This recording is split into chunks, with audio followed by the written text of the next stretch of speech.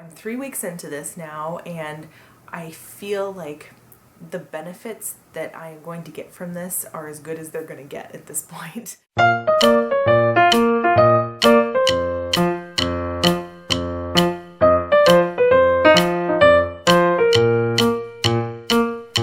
Hi guys, it's Amanda with Eat Pray Crunch. Today, a little bit late, I am getting up my weekly update about how the Whole30 is going and my weight loss journey. So I guess you could sum up this week by saying that I feel like I've reached a Whole30 plateau. And what I mean by that is I feel like I'm 3 weeks into this now, and I feel like the benefits that I am going to get from this are as good as they're going to get at this point.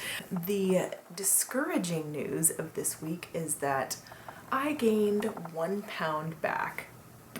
That's kind of a bummer. Granted, this has been an extremely busy week for me. And like I mentioned in my last video, with this Whole30 business, I've been cranking out a lot more videos than I usually do. I've been basically on average putting one out every other day, thereabouts, and that's way more than my normal uploading schedule. And you guys probably saw that I got a shout out from Judy. Thank you so much, Judy. What an honor to get a shout out from you. I totally feel unworthy for that, but I am very grateful. So that's all been, very exciting this week too. It's kind of been a big week for my channel. So that, along with the fact that we've just had a lot of stuff in our schedule this week, and my husband is going on 3 months of a very busy season at his work, where he's basically been working 60-70 hour weeks every single week for over 2.5 months now. It's been nuts because of all of that going on, and we've just had some other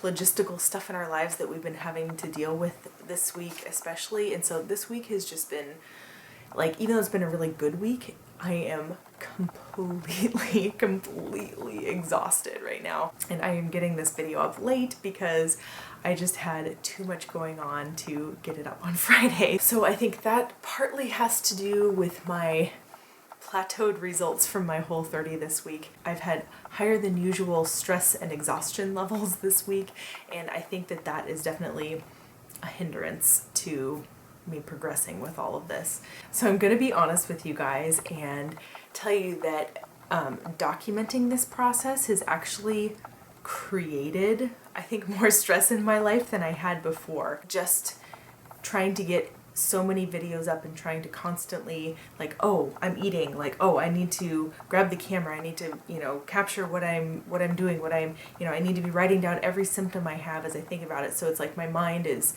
constantly thinking about it, like, and it's a mixed blessing because it's good that I'm keeping track of those things and documenting it because I really want to be doing that, but at the same time, getting those all into videos and getting them up on YouTube, I'm not gonna lie that has been stressing me out a little bit. Man, kudos to those of you who do daily vlogs, because man, it's a lot of work, you guys. I think all of that is to say, just aside from that, there definitely is stress that comes along with having to eat this way all the time too, and just being this strict about it. Just constantly having to make sure that every single thing that I'm putting in my body is an approved ingredient.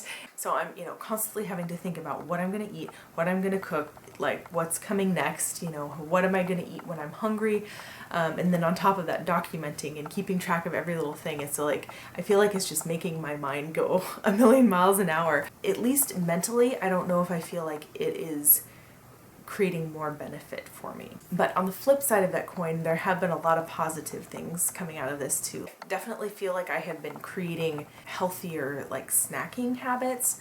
The things that I grab to eat now when I'm feeling hungry are not the things that I used to eat when I was hungry. I'm more likely to grab vegetables and guacamole now. Like, that's become a new habit for me, is just snacking on vegetables and guacamole, or snacking on a piece of fruit with, the nut butter. And so I feel like that is definitely a really positive thing that has come out of this. And I think that that's something that I'm going to hopefully carry on once I'm done with this as well.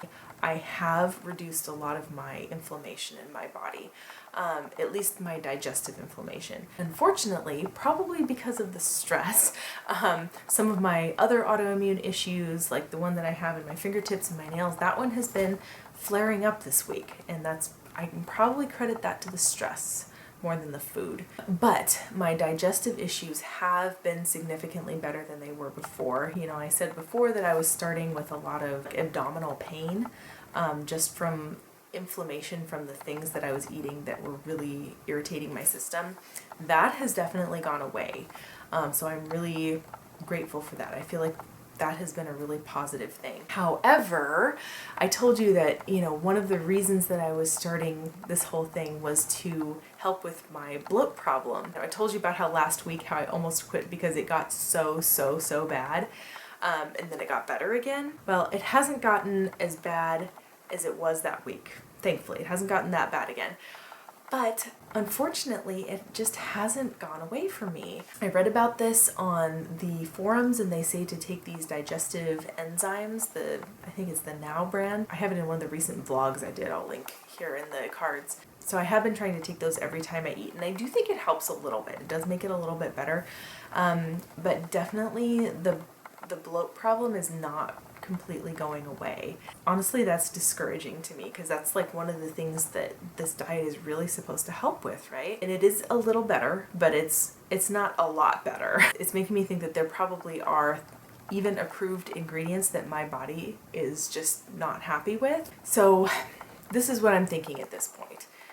I am going to finish. I really do want to see it through. Like, I am doing this for a reason. I just want to follow through. I want to finish the program, and I feel like I can handle 10 more days. Then at that point, I just wanted to talk a little bit about what my plans are going to be going forward at that point. I really think I'm going to shift gears in how I am approaching this weight loss journey. I am going to do the gradual reintroduction of some of the foods that were bothering me before, just to see how my body reacts to them. Some of the ones that were kind of unclear to me before how big of a reaction I was having was eggs and gluten.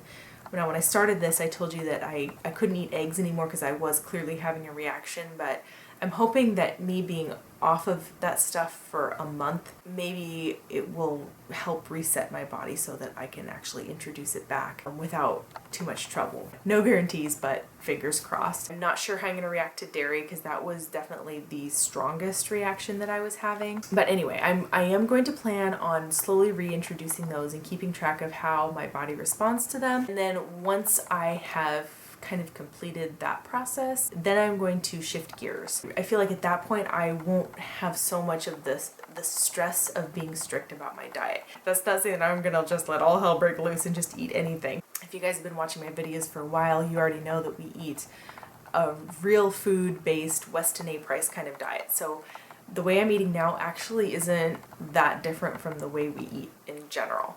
So I feel like me going back to the way I was eating before is still a pretty darn healthy diet. Hopefully we'll be eating fewer carbs than I was before. I think that will be a positive change, but everything else about it I feel like is not that big of a difference from how I was eating before. So once I get back into that mode of just eating the way I was eating before, I think that's just going to take a lot of mental stress off of me. At that point, I really want to just focus on, you know, avoiding the foods that I know cause me problems, and then just basic stuff. Like, I just want to start, you know, really being aware of my snacking habits.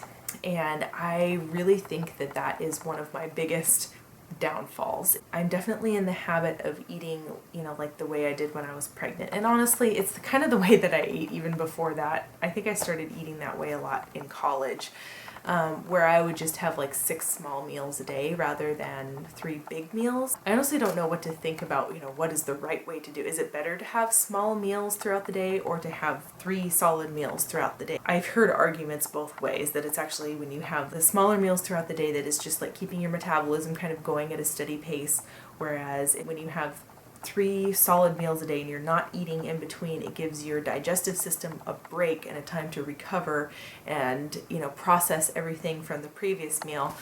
So I don't know what to think about that. I am going to try and at least reduce my snacking. Even though the things I snack on I feel are pretty darn healthy, you can still get fat on healthy food, right? That's going to be one of my new goals. And then going back to my original exercise goals, because I have lowered the bar while I'm just doing, you know, dealing with the stress of doing this whole 30. And then I want to, you know, up the ante and do what my original goal was. And then the other thing is sleep. I honestly think that Sleep is the one thing that I have not tried in my weight loss journey, and I really think I need to be getting more sleep. Before I started this, I've kind of followed the 80-20 rule, where you eat really healthy 80% of the time and you don't worry too much about it the other 20% of the time. And I've said in the past too that really it's more like 90-10 in our family. We really do eat pretty darn healthy, but having that mentality is much healthier for me. Not having to worry that you're gonna slip up all the time, because that's just way too stressful for me. And just the having to document all of it on top of that. I have about 6 or 7 videos, you guys, that I have filmed that because I am doing the documenting of my Whole30 that are really backed up now, and I haven't been able to put up for you guys. Once my stress from all of this has kind of settled down a little bit, you know, I'll be able to get back to doing my videos the way I like doing them, you know, as I get the inspiration, and, you know, catch up on all of those ones that I've been wanting to get up for you guys. So that's a short story long. Stats updates. In terms of exercise, I failed miserably this week. I did do one intense workout this week. I did my elliptical for 35 minutes, and I really got my heart rate up for that again. So I at least did it once, but that was all I did, just because logistically it was basically impossible for me to exercise this week with everything we had going on. So that's another thing I'm looking forward to after all of this being done, and hopefully our schedule will settle down a little bit as well, but just having more time to exercise as well. And like I said at the beginning, I gained back 1 pound, so boo, that kind of sucks. But I mean, at least I'm still at a, you know, a net loss of 2 pounds total. So I guess that's the other thing that's been kind of discouraging to me, is because everyone says, oh, you're gonna lose so much weight doing this Whole30, and honestly, I'm having the same results eating this way as I did eating the way we did before I started this, which is basically just hanging right at that plateau. So that's really discouraging to me. I was talking to Bill about it, and he was saying the reason that's probably happening is because the way we eat is so similar to this Whole30 as it is. Me making this shift to this Whole30 isn't that big of a change to my body, whereas somebody who is starting eating a lot more processed foods, a lot more sugar, that kind of thing to begin with, when you all of a sudden take those things out, it's going to be a much bigger dramatic change on that person's body than mine, because my body is already kind of semi-geared to eating that way to a less strict extent. But I think he's right about that. Because this diet isn't that different from how we normally eat, the result isn't going to be that different. So I'm just feeling discouraged about that. Like I mentioned the 80-20 rule before. Before we started this, Bill and I used to share a little bit of chocolate every night after the kids went to bed. I actually think that helped me snack less than I have been lately. We always had the like fair trade, you know, organic chocolate and everything. It did have the sugar in it, but something about that just was extremely satiating, and I really didn't have much of a desire to snack after eating my couple of pieces of chocolate.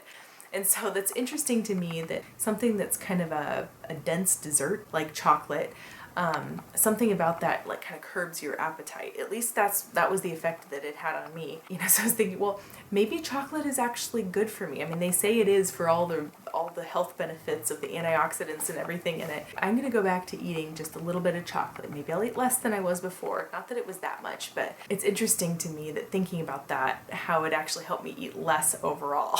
And then the other thing is alcohol. Now, you're not supposed to have any alcohol at all in the Whole30, not even extracts. It's kind of ridiculous. I'm like a lightweight. I don't drink that much in general at all. But there are days, like really rough parenting days sometimes, when I am just like at the end of my rope at the end of the day, like the kids are in bed and I am just done, just done for the day and just completely stressed out and worn out. And there are days when I'll have a glass of wine or a beer after the kids go to bed. I was thinking about how that actually helps keep my stress levels down. Like I said, like this is something that's already really well in moderation. I really don't drink very much, but I have noticed that those really hard days when I let myself have a beer, it just overall just keeps my stress levels a lot more even keel. And I've been noticing not having that, my overall stress and anxiety level has been much higher during this Whole30 than it is otherwise. Now granted, there are circumstances and all the stuff going on in our lives and everything too, but I do feel like it just kind of takes the edge off sometimes, and I think that overall having a little bit of alcohol in my life is like a positive thing. That doesn't make me an alcoholic, but just kind of thinking of it as, you know, just a way to relax on really rough days. You know, I feel like overall that has a greater benefit of keeping my stress levels down, hence keeping my cortisol levels down, because I think having this higher level of cortisol in my body than usual is also not helping my weight loss situation. So I think that, you know, adding a little bit of chocolate and just like a little bit of wine or beer back into my diet in my, you know, 10-20% of indulgence, like I think that's actually a healthy thing. It's really, it's like magnifying that to me, being away from that stuff for a while. That's another thing I'm going to change when I go back. Oh, the last thing I wanted to mention was there are a couple of things that I have been a little bit lax about, and that's not entirely compliant with Whole30 rules this week. We're gonna have a little real talk here. PMS this month.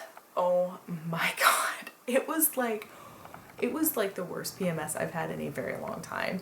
And I think once again, when I had PMS before, I would have like a little wine and chocolate, just a little bit. It's making me realize how much that would curb negative PMS symptoms. I was just like out of control this month. So emotional, just weepy, lashing out at my family again, kind of like I was at the beginning of the Whole30. Like, it was bad.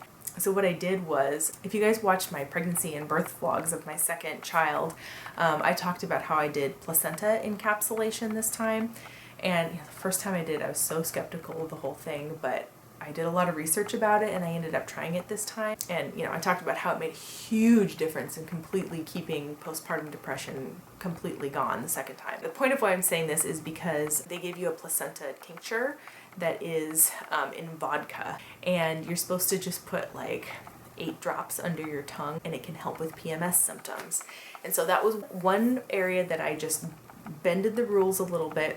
It was just 8 drops of my placenta tincture under my tongue, tiny little amount of alcohol, and I felt like the benefit that I had from that in helping regulate my PMS hormones, that actually helped a lot. A few hours later, I felt significantly better than I did before, so that was worthwhile cheat. And the other time was last weekend. I think I ate some meat that was not cooked well enough. I know that they actually cooked it so that it was compliant for me. I was so grateful for. And something about the meat was a little off, and I had a digestive upset the other day. I wouldn't call it like food poisoning, but it was definitely, my digestive system was unhappy the next day. I was very nauseated. Things were just not happy down there, if you know what I'm saying. So usually my go-to thing, what I do, like natural remedy for nausea, is I eat crystallized ginger. I started doing this when I was pregnant because it helped so much with the morning sickness. And I was just feeling so sick that I was like, okay, I am going to just eat one of these pieces of ginger because like I need the relief. It's natural relief. But yes, it has some sugar on it. It did help me feel better, thankfully, but it did have sugar on it, so that was another cheat. But interestingly enough, when I ate it though, I was surprised at just how strong the sugar was, like, and that I actually didn't like it. So that was actually a good indicator to me that that's another positive thing from this Whole30, is that it is really setting my taste buds. I mean, I wasn't superly oriented to sweet things when I started, but like I'm even less so now. I've even noticed now that I really don't mind having just coconut milk in my coffee with no stevia in it. I probably will go back to having some after the Whole30, but I'm not finding it as horribly bitter as I did when I first started the Whole30. It was interesting to me having that ginger with the sugar on it, realizing, oh, that really doesn't taste good to me. But anyway, the benefit of relieving my nausea was worth it. So anyway, you guys, this ended up being a much longer-winded update than I intended it to be. Oh, last thing I wanted to mention is once I'm done with the Whole30, I am probably going to start doing every other week updates. Just like Ashley from Semi Crunchy Mama, she was talking about how she's going to be doing every other week as well, and I think that that's what I'm going to do just for the weight loss updates after that. A, because I have so many backlogged videos that I want to catch up on, and it'll just free up a lot of time for me to do those. B, I think that you can see more change every 2 weeks rather than every week. I feel like a lot of what I would be saying would be kind of redundant, so that's my plan for that as well. So that is all, you guys. Thank you for sticking with me if you watched all the way through this thing. And yes, I think that my updates after this Whole 30 thing will be much shorter, just because I'll be done with the Whole 30 and it'll be a lot simpler after that. So if you guys are doing this Whole 30 with me, be sure to comment below and tell me how it's going for you guys. And just in general, if you're doing a weight loss journey, keep me updated. Let me know how it's going for you guys in the comments down below. Definitely love all of the encouragement I see of each other in this collab. It's really, really cool thing. So if you guys are new here, don't forget to hit that subscribe button, and we'll see you in the next video. Bye guys.